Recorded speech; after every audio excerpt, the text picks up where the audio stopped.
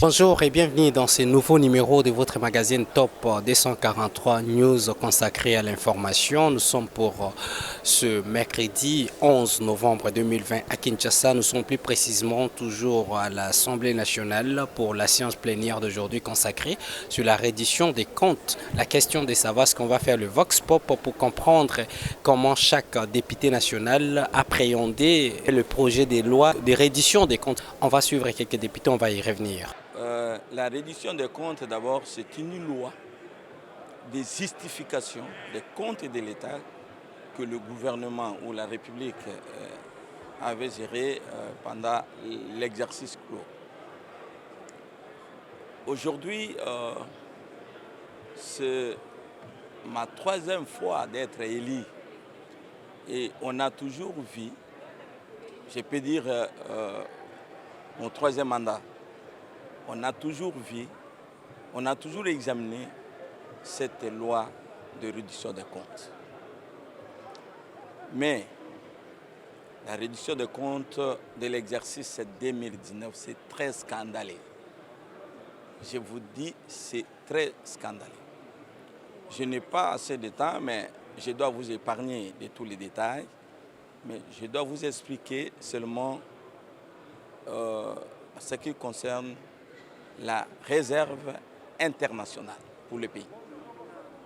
La réserve internationale, c'est le fonds qu'on garde au niveau de la Banque centrale pour faire face à certaines questions d'intérêt national.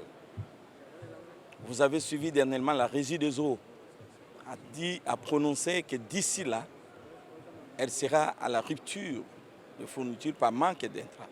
Pourquoi? Parce que qu'on ne dise pas qu'il y a une facture de 5 millions qui traîne. Non, on n'a pas la réserve. Et je crois que je suis député.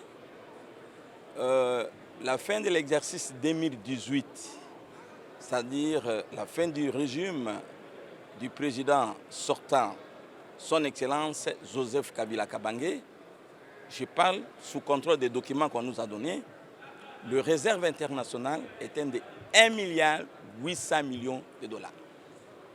Et pour ceux qui ont une idée sur les réserves, les standards pour le pays africain, il faut que le réserve international soit en mesure de supporter l'importation de 12 semaines, c'est-à-dire 4 mois. Aujourd'hui, vous pouvez vérifier toutes les réserves de la République. C'est l'argent de tous les citoyens congolais ont été dilapidés.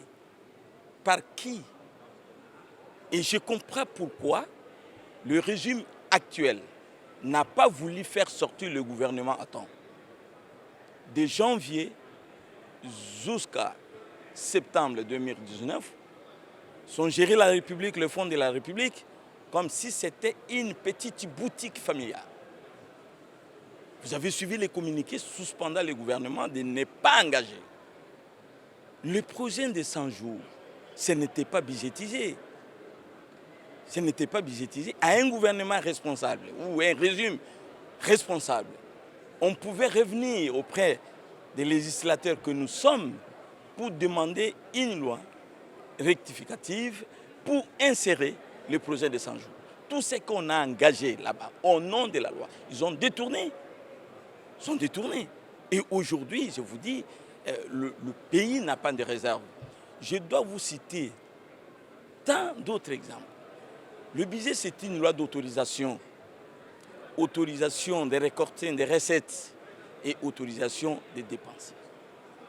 Mais quand, au niveau de la présidence, on vous dit qu'il y a un dépassement, la consommation de 407%, soit un dépassement de 307%, où est-ce qu'ils ont trouvé cet argent? C'est-à-dire, vous allez voir les crédits d'investissement pour les provinces, consommation 0,0. C'est que nous sommes un pays condamné à consommer et non à investir. Vous vous rendez compte, on doit engloutir plusieurs millions de dollars dans Saute-Mouton par exemple, ce mois à Ikela. est-ce qu'on a besoin de saute-mouton?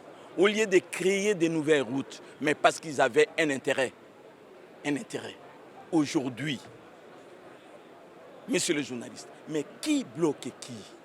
Il ne faut pas justifier une incapacité totale de gérer le pays. J'ai dit comme parlementaire parce que j'ai avec moi le preuve de jeter l'opprobre à X, Y. Franchement, ni était le contexte, on ne devrait même pas recevoir ces projets de loi. C'est scandaleux. Ma conclusion, la conclusion est celle-ci. Nous sommes l'autorité budgétaire. Et nous avons deux missions. La mission de légiférer et la mission de contrôler. Aujourd'hui, nous allons demander au bureau de l'Assemblée qu'on initie une commission d'enquête parlementaire pour voir comment on a dilapidé le fonds de l'État des contribuables et citoyens qui croupit dans la misère. C'est vrai, on va dire que oui, hier c'était la même chose, mais aujourd'hui c'est pire qu'avant. Aujourd'hui c'est pire qu'avant. Moi, je sollicite une commission d'enquête parce que l'IGF ne peut pas remplacer le Parlement. Je crois que le peuple doit être témoin pour voir comment le pays est géré. Le pays est mal géré, je ne sais pas si nous sommes, qu'est-ce qui nous reste encore si on épouse les réserves internationales. Merci. 3 reproches. La première, c'est le dépôt extrêmement tardif de cette loi. Parce que la loi prévoit que ce projet de loi soit déposé à la session de mars et la loi limite même la date, le 15 mai. Tout ça, c'est pour permettre d'aider à la fois le gouvernement, parce qu'au mois de juillet, il y a des conférences budgétaires, d'intégrer les observations de l'exécution de la loi de finances de l'exercice passé. La deuxième, c'est pour permettre aux honorables députés de lire minutieusement la loi ou le projet de loi pendant les vacances parlementaires en préparation de la session de septembre, où cette loi est examinée d'abord en priorité avant d'examiner la loi de finances pour l'exercice prochain. Ça, c'est mais chaque fois, il nous amène, cette fois-ci, cette loi est arrivée chez nous le 3 novembre. Et la Cour des comptes, qui est notre conseiller en la matière, on a bien exprimé dans son rapport, en réalité, la Cour des comptes nous a dit, en termes voilés, honorables députés, n'examinez pas ces documents parce que ce document est problématique. Et cela nous amène à la deuxième reproche. Deuxième reproche, contenu dans ce document, c'est le dépassement jamais vu dans l'histoire budgétaire de la République démocratique du Congo, où il y a des dépassements jamais vus, des dépassements allant jusqu'à 14 000% au niveau de la présidence. Des dépassements tant au niveau des frais de fonctionnement qu'au niveau des rémunérations. Au niveau des rémunérations, il y a un dépassement au terme des rémunérations de 1434%.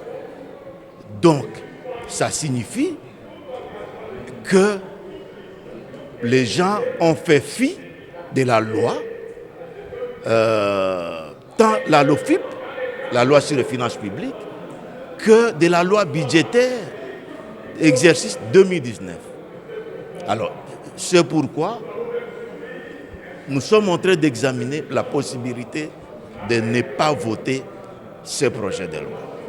Carrément ouvrir une commission d'enquête auprès du gouvernement pour savoir comment est-ce qu'ils ont dit utiliser ces gros montants sans l'autorisation de l'autorité budgétaire que nous sommes, et qui a utilisé, et ces différents montants ont été utilisés pour quelle fin, et prévoir des sanctions. Nous devons sanctionner parce que les lois que nous votons, c'est pour que ça soit exécuté. Et la loi elle-même prévoit les sanctions au cas de non-exécution. Voilà pourquoi nous nous réservons par rapport à la recevabilité et au vote de ce projet de loi qui nous amène des réalités vraiment scandaleuses. Vous savez, la loi sur la reddition de comptes, c'est pratiquement le miroir de ce qui a été fait au budget passé, l'exécution du budget passé. Au regard des chiffres et au regard des interventions de certains politiciens que nous suivons, soit à la télévision, soit dans les réseaux sociaux, je suis vraiment très surpris. Pour exemple seulement, je dis félicitations au ministre des Finances parce qu'il a respecté la coalition. Sinon, si on mettait tout à nu, parce qu'il a présenté des comptes fourre-tout où on est en train de cacher des saletés. On est en train de cacher des saletés. Il y a un dépassement terrible. Je prends seulement un exemple au niveau de la présidence. Les chiffres qu'on vient de nous donner par l'État congolais à travers le ministère des Finances. Je vous donne quelques chiffres.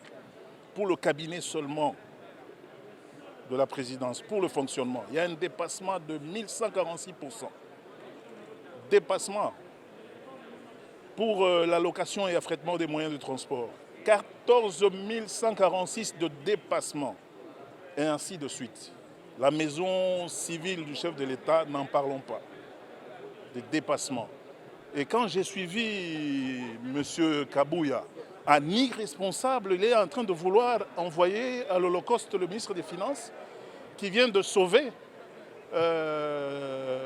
l'incompétence, qui vient de sauver les détournements en mettant dans des comptes fourre-tout. Il n'a pas mis à nu. Il n'a pas mis à nu les dépenses qui sont effectuées à la présidence. Et un irresponsable, il s'est mis devant des irresponsables pour vouloir attaquer le ministre des Finances. Les chiffres sont là, les chiffres officiels de dépassement. On est en train de tromper le peuple. Dans ceci, où est le peuple d'abord? Dans ceci, où est le peuple d'abord?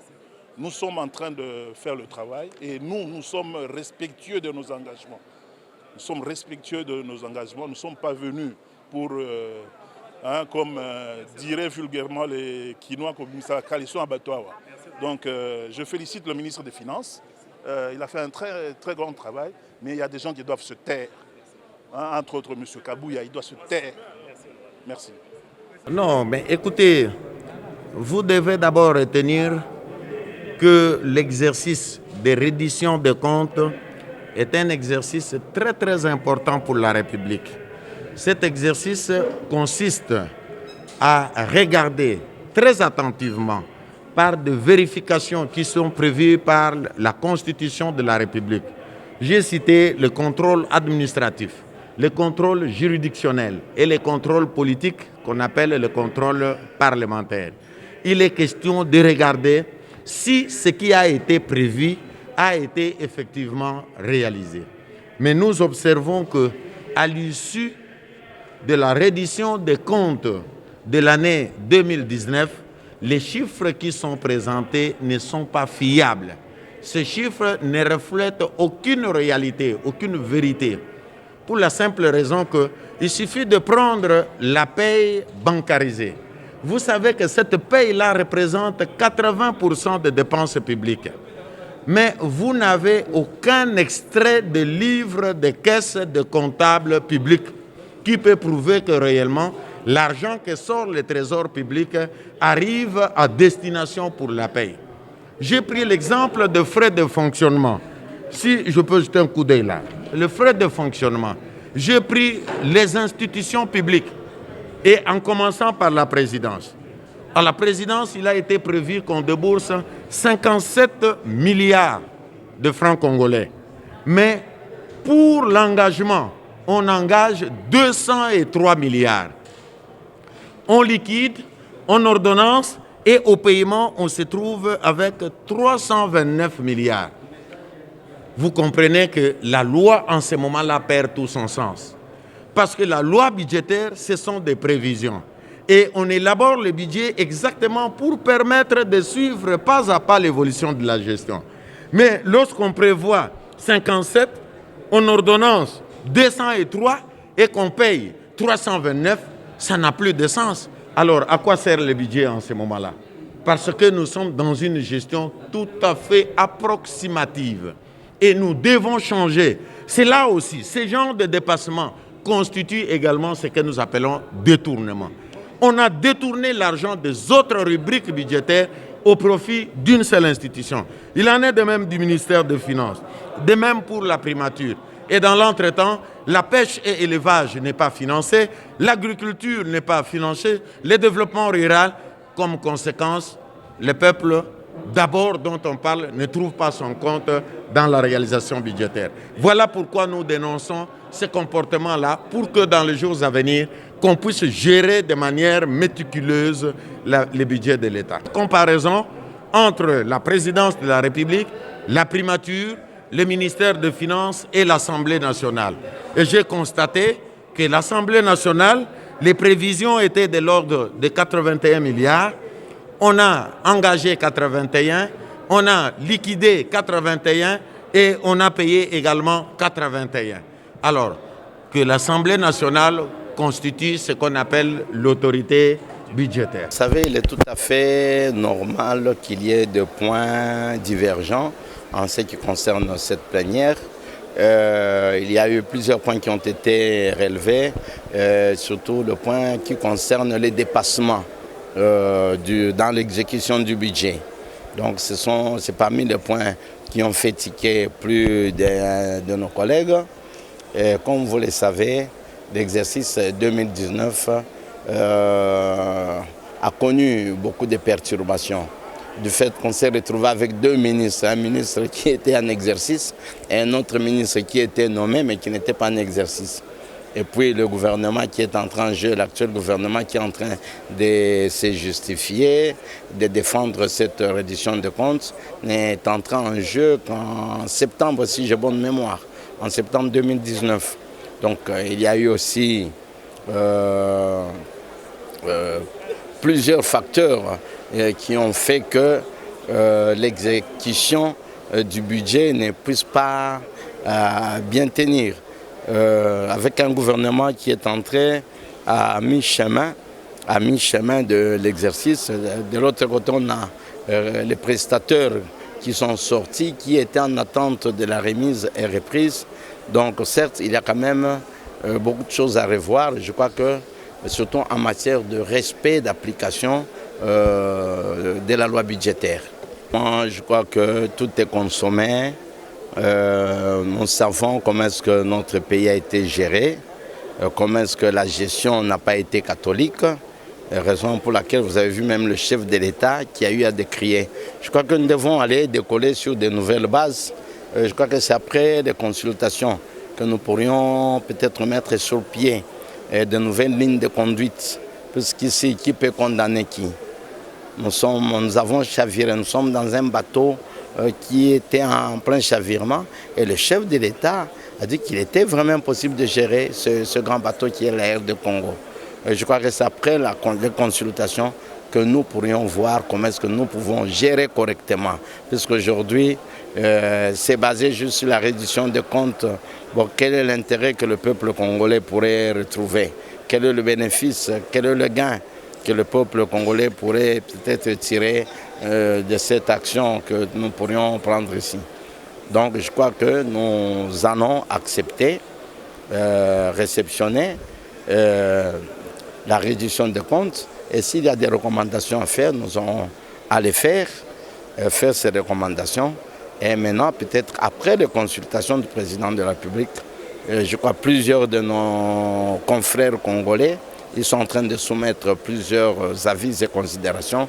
Je crois que nous pourrions peut-être gérer sur de nouvelles lignes de conduite notre pays. Mais réagir ici, ce n'est pas rejeter la reddition de comptes. Je ne vois pas où est-ce que ça pourra nous amener. C'est de la désolation. Nous savons que le ministre des Finances ici, le gouvernement Ilungamba, ils sont entrés en fonction 7 mois après. Et quand vous suivez la reddition des comptes, comment est-ce que les dépenses ont été effectuées en 2019, c'est vraiment déplorable. de tels gens ne peuvent pas parler de la transparence, de la bonne gouvernance, de l'état des droits. Parce que, en suivant la reddition des comptes, nous avons compris qu'il y a de l'argent. Par exemple, pour le programme des 100 jours, le budget était élaboré par le gouvernement Tchibala. Et il y a eu un programme qui n'est pas passé par la représentation nationale, donc le Parlement. Un programme de 100 jours présenté dans la rue, devant les militants.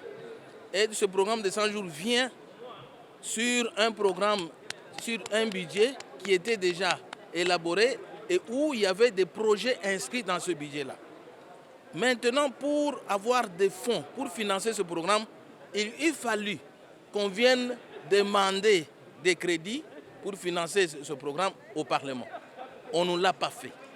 Il y a eu les réserves de la Banque centrale, les réserves d'échange, 1,2 milliard, dont 1 milliard sont entrés dans le programme là, de 100 jours, dont on ne connaît pas ni les affectations. Donc il y a donc une conséquence négative parce que le comptable, l'argent qu'il dépense, c'est l'argent du Trésor.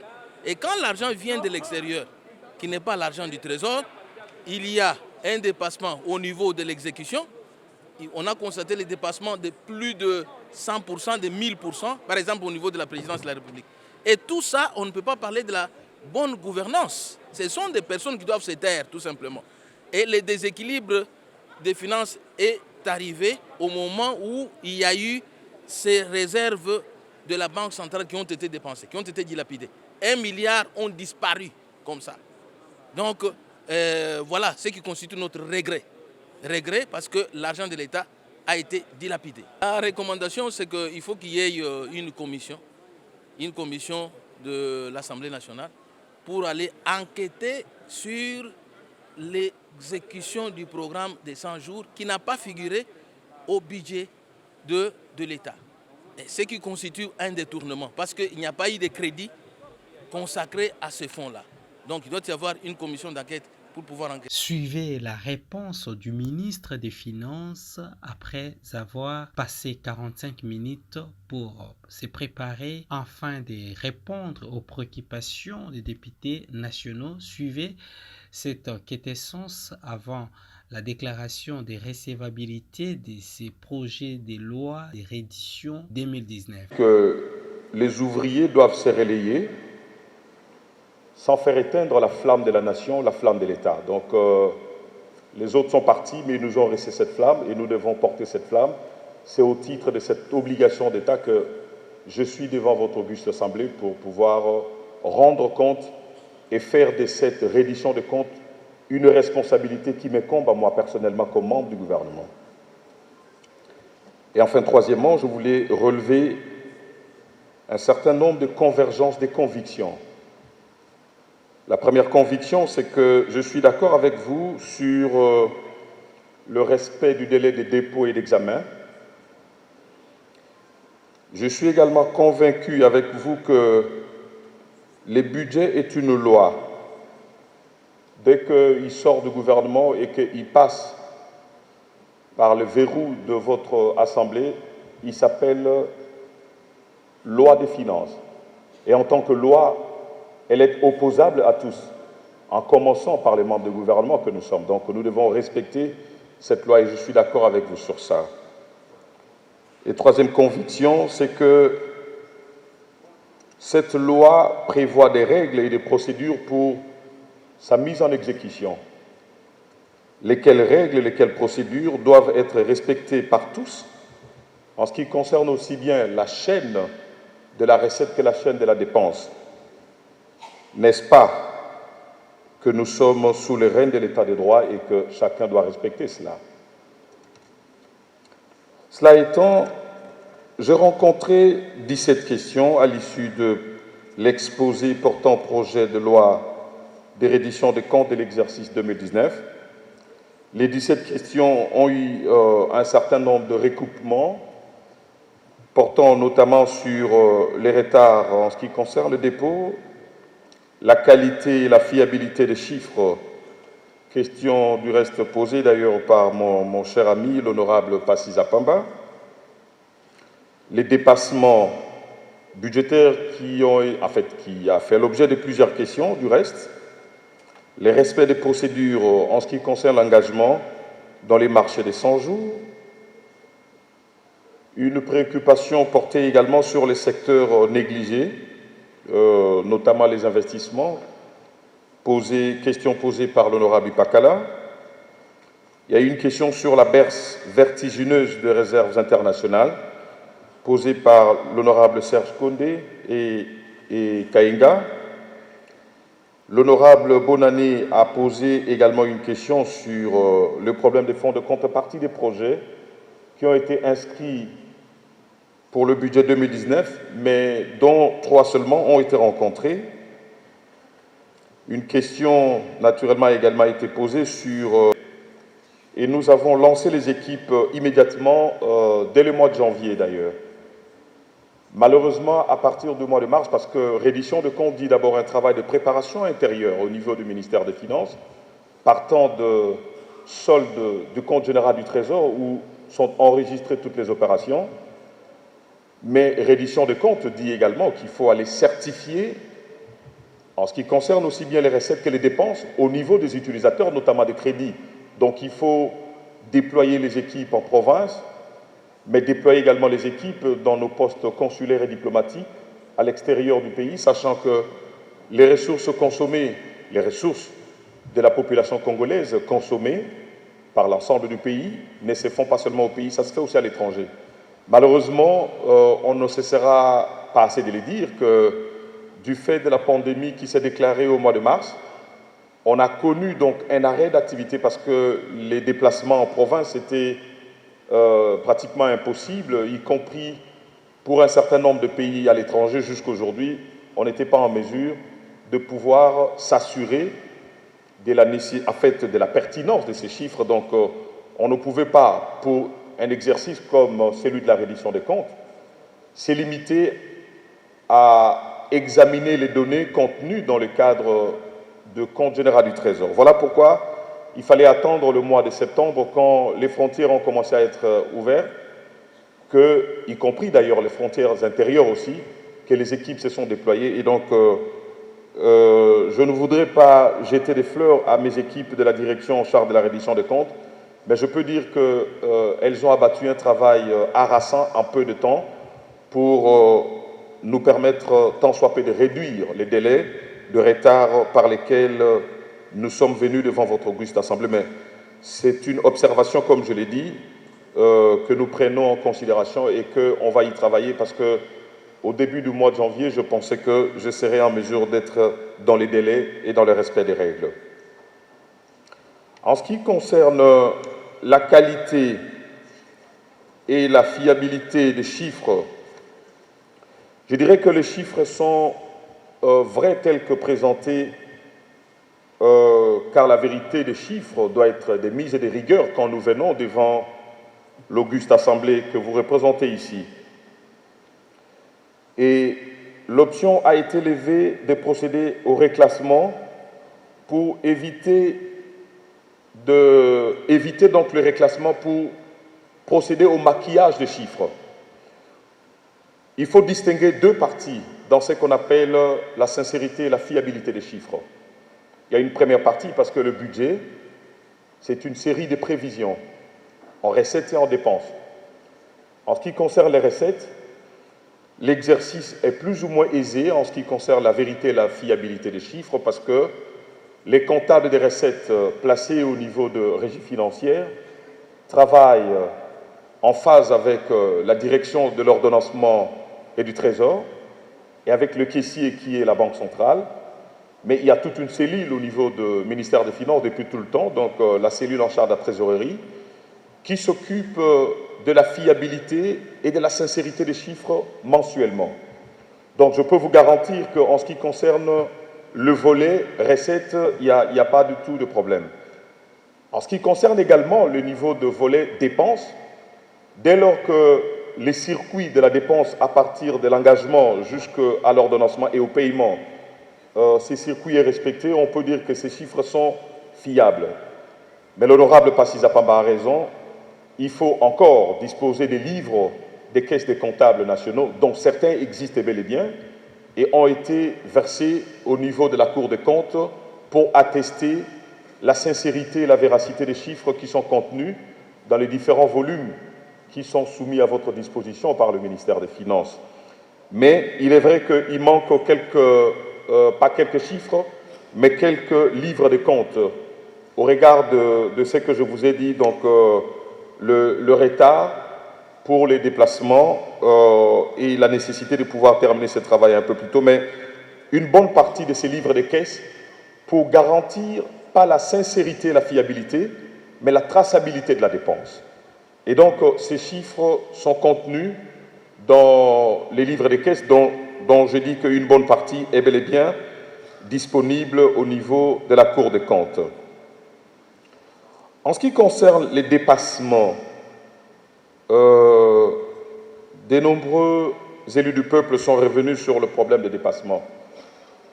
Je suis également d'accord avec vous. J'ai commencé par évoquer une des convictions, c'est que le budget, c'est une loi, mais la reddition de comptes, également, une fois que c'est voté, c'est une loi qui cristallise et qui autorise au gouvernement d'approuver les dépassements qui ont été constatés. Point n'est besoin de dire que du mois de janvier jusqu'au mois de septembre, il n'y avait pas de gouvernement parce que tous les ministres étaient appelés à ne plus prendre des engagements, sauf en ce qui concerne les dépenses de fonctionnement.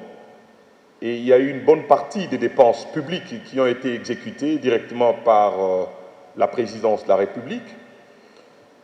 Pour ce qui concerne les 100 jours, il faut dire qu'un certain nombre de projets ont trouvé des ancrages dans le budget, notamment des projets de route qui étaient bel et bien documentés, mais qui ont connu des dépassements au regard de l'ambition politique exprimée. Il en est de même pour des projets, notamment en ce qui concerne les secteurs de l'habitat, les secteurs de l'eau et l'électricité. Donc, un certain nombre de ces projets, je ne dis pas tous, étaient bel et bien inscrits dans le cadre du budget, mais ont connu des dépassements significatifs dans un contexte où les ministres qui sont redevables devant l'Assemblée nationale étaient incapables, évidemment, de procéder au suivi crédible de ces lignes budgétaires. Parce que ce qu'il faut dire, c'est que dans chaque ministère, il existe ce qu'on appelle des services de sous-gestionnaires de crédits, dont le rôle est de regarder chaque fois est-ce que nous disposons de crédits nécessaires et suffisants pour rencontrer tel ou tel autre projet. Il s'est fait donc, au regard de ces contextes institutionnels particuliers, cet exercice n'a pas pu être fait et donc c'est comme ça qu'un certain nombre de dépassements significatifs ont été remarqués et sont portés à la disposition de votre auguste Assemblée dans le cadre de la reddition des comptes de l'exercice 2019. Respect des procédures d'engagement en ce qui concerne les marchés de 100 jours, cette question se recoupe avec la question des concertations avec l'équipe de coordination de travaux de 100 jours. Il faut dire que quand notre gouvernement a commencé, le ministère des Finances avait invité la présidence de la République à déverser tous les projets de 100 jours dans les ministères sectoriels concernés et que ça ne devait plus être géré par la présidence de la République. Finalement, ça a été fait et il est vrai que la plupart de ces projets n'ont pas respecté les procédures. Mais à partir du mois d'octobre, il a été instruit par le Premier ministre que chaque ministre puisse rentrer tant que faire se peut dans le respect des règles et des procédures pour pouvoir disposer des contrats, disposer des garanties, pas de bonne exécution, parce que les financements ont été faits sans qu'il y ait des garanties de démarrage, sans qu'il y ait, comme vous le savez, il faut qu'il y ait, l'entrepreneur doit fournir une garantie pour le premier décaissement, pour le démarrage. Ça n'a pas été fait, mais cette fois-ci pour disposer plus ou moins de garanties décennales. Parce que comme vous le savez, pour de grands projets comme les projets de saute-mouton, il faut des garanties décennales engageant la responsabilité de l'entrepreneur, même 10 ans après avoir exécuté ses travaux. Donc un certain nombre de régularisations ont été faites par certains ministères sectoriels, notamment celui en charge des infrastructures et des travaux publics, en charge de l'habitat, mais c'est encore en cours parce que c'était beaucoup de contrats, mais il faut reconnaître que beaucoup n'ont pas respecté les règles en cette période-là. Les secteurs négligés et les investissements. L'exercice budgétaire, souvent le ministère des Finances est confronté à l'obligation de respecter les équilibres fondamentaux du cadre macroéconomique et l'élément perturbateur de cet équilibre ou de ces équilibres, parce qu'il y en a beaucoup, c'est généralement les déficits du trésor.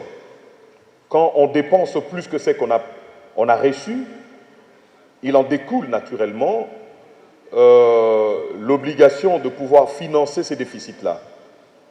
Le déficit, avant le mois d'octobre, a été essentiellement financé par ce qu'on appelle les avances de la Banque centrale au Trésor, ce qu'on peut appeler en d'autres termes la planche à billets, mais on appelle ça avance pour la simple raison qu'on considère que c'est une avance, c'est-à-dire une création monétaire ex nihilo, sans aucune base, et qu'une fois que l'État a perçu des recettes au travers des régies financières, parce qu'en percevant les recettes, l'État considère, en fait, d'un point de vue monétaire, c'est une destruction monétaire parce qu'on éponge la monnaie de la circulation.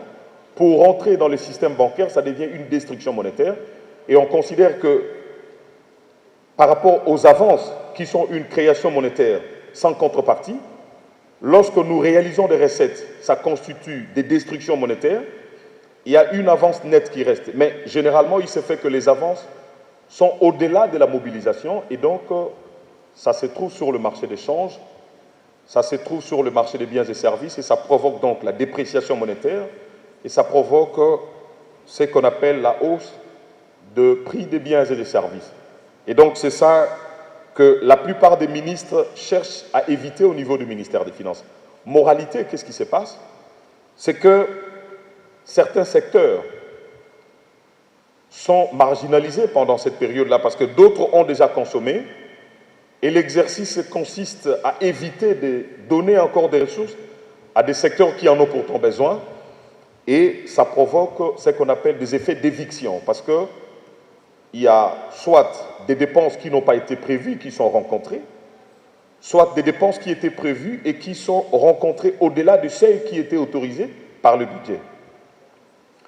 Le même phénomène explique en partie également la question de la baisse vertigineuse des réserves internationales. L'honorable Inagossi a évoqué avec pertinence qu'il n'y a pas eu, pour rencontrer certaines surconsommations en termes de dépassement budgétaire, des recettes nouvelles. Mais où est-ce que le gouvernement, évidemment avant le mois d'octobre, trouvait des ressources pour rencontrer ces dépenses? Le gouvernement entretenait ce qu'on pourrait appeler une stabilité factice du cadre macroéconomique en ponctionnant sur les réserves internationales pour financer les consommations courantes. Alors que les réserves internationales sont un outil des politiques monétaires censé permettre à la Banque centrale, qui a les prérogatives de gérer la politique monétaire, pour intervenir en cas de dépréciation continue de la monnaie nationale, la Banque peut intervenir avec les réserves internationales.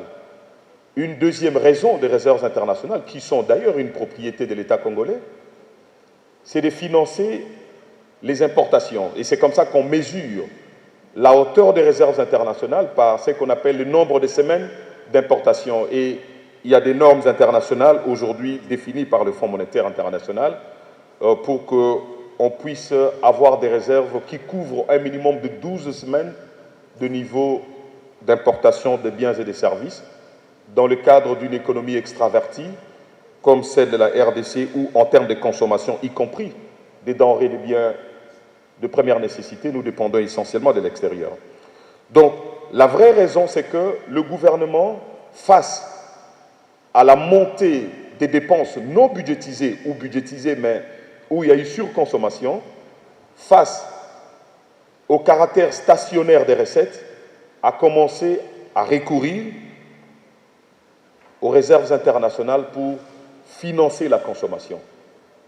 Et donc, c'est la raison pour laquelle les réserves ont connu cette baisse vertigineuse. Alors, nous allons parler de bons de trésor, parce que la question a été posée.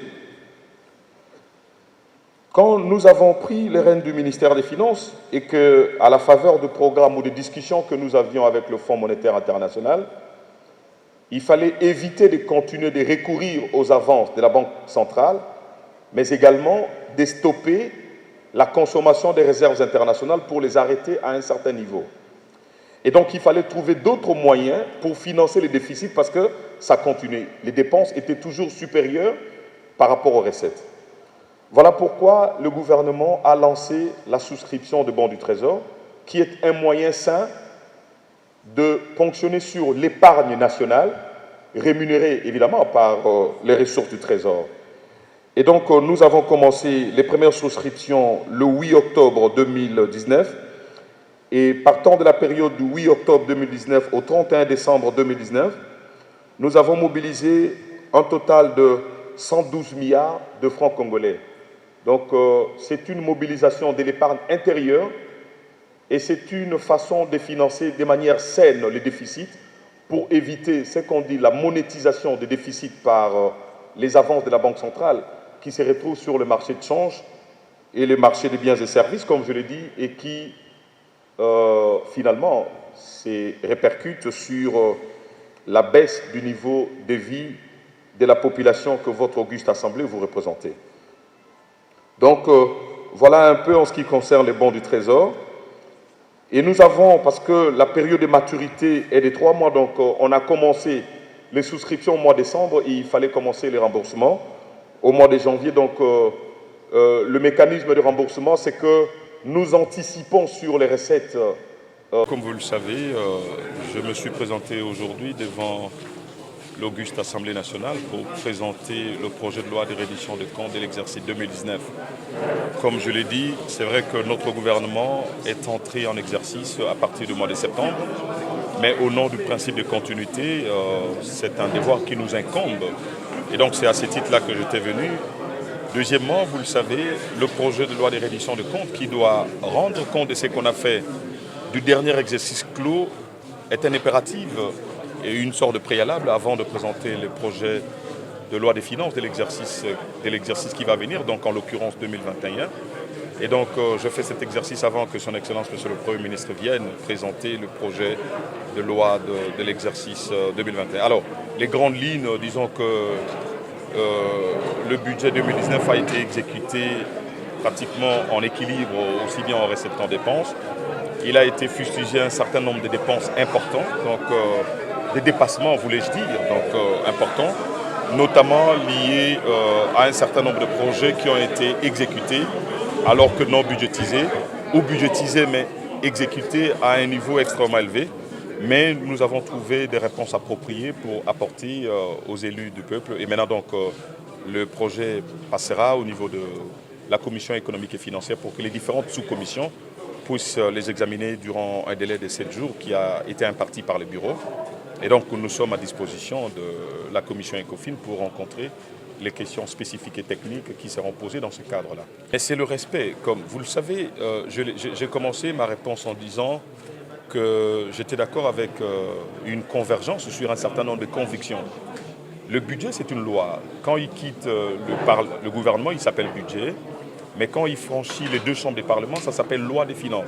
Et une loi est opposable à tout le monde. Donc il faut respecter le niveau de crédit budgétaire imparti en dépenses, mais également respecter les niveaux d'assignation des recettes impartis au niveau de régie financière.